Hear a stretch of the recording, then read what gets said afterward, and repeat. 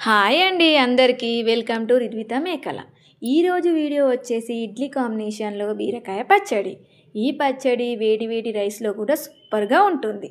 నేనైతే ఇడ్లీ కాంబినేషన్ పల్లి చట్నీకి బదులు ఇలా బీరకాయ చట్నీ అయితే ట్రై చేస్తున్నాను. టేస్ట్ అయితే సూపర్గా ఉంది. మీరు కూడా ఒకసారి ఇంట్లో ఇలా ట్రై చేయండి. ఎలా వచ్చిందో కామెంట్ బాక్స్లో పెట్టండి. ఇప్పుడైతే బీరకాయ పచ్చడి కోసం ముందుగా బీరకాయల్ని ఇలా ముక్కలుగా చేసుకొని వాటర్లో వేసుకోవాలి. బీరకాయ చట్నీ కోసం 4 పచ్చిమిర్చి, 4-5 ఎండుమిర్చిని కారానికి తగ్గట్టుగా వేసుకోవాలి. వీటితో పాటు పల్లీలను కూడా వేంపుకోవాలి. ఈ పల్లీలను బాగా వేగనివ్వాలి. వీటిని బాగా వేగిన తర్వాత వీటిని చల్లరడం కోసం పక్కకు పెట్టుకోవాలి. ఇప్పుడు అదే బౌల్లో కొద్దిగా ఆయిల్ వేసుకొని అందులోనే పచ్చిమిర్చి, ఎండుమిర్చి కూడా వేసుకొని బాగా వేగనివ్వాలి. వీటితో పాటు కొద్దిగా ధనియాలు, జీలకర్ర, వెల్లుల్లి కూడా వేసుకొని బాగా వేగనివ్వాలి. వీటిని వేగిన తర్వాత తీసి పక్కకు పెట్టుకోవాలి. బాగా చల్లారనివ్వాలి. వాటితో పాటు కొద్దిగా చింతపండును కూడా వేసుకోవాలి.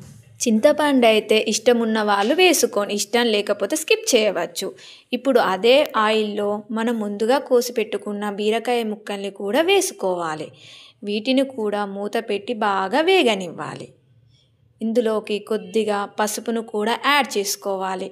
అది కూడా ఆప్షనల్, వేసుకుంటే వేసుకోవచ్చు, లేకపోతే స్కిప్ చేయవచ్చు.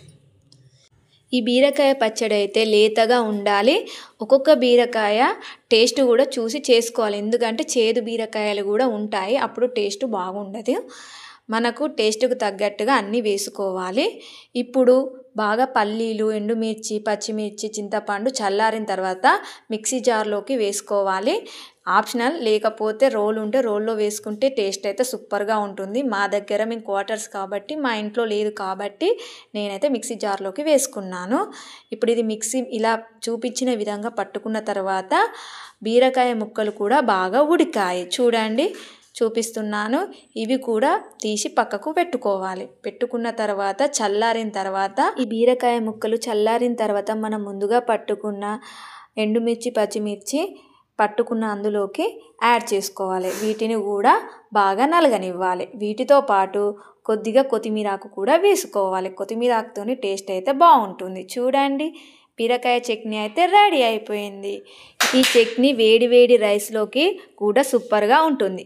కాకపోతే నేను ఈరోజు అయితే వేడి వేడి ఇడ్లీ ముందుగానే ప్రిపేర్ చేసి పెట్టుకున్నాను. బీరకాయ చట్నీ చూస్తుంటేనే టేస్ట్ అయితే సూపర్గా ఉంటుంది అనిపిస్తుంది. చూశారుగా మా వీడియో నచ్చినట్టయితే ఒక చిన్న లైక్ చేయండి, సబ్స్క్రైబ్ చేసుకోండి, గంట మాత్రం గట్టిగా కొట్టండి. Bye friends.